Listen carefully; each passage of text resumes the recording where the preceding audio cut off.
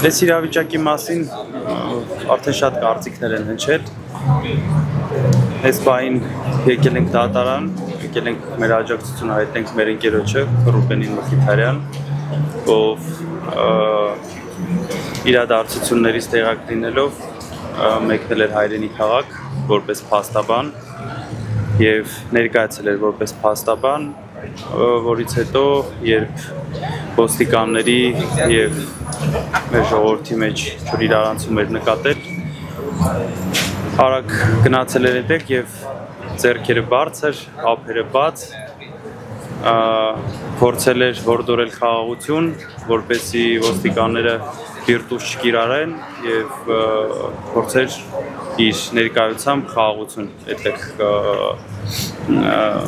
հորդորել խաղաղություն, որից հետո ձերբակալվել էր եւ հիմա այս պահին Մխիթարյան Ռուբենի դատական նիստ է գնում ապօրինի մի քանի գործով սպասում ենք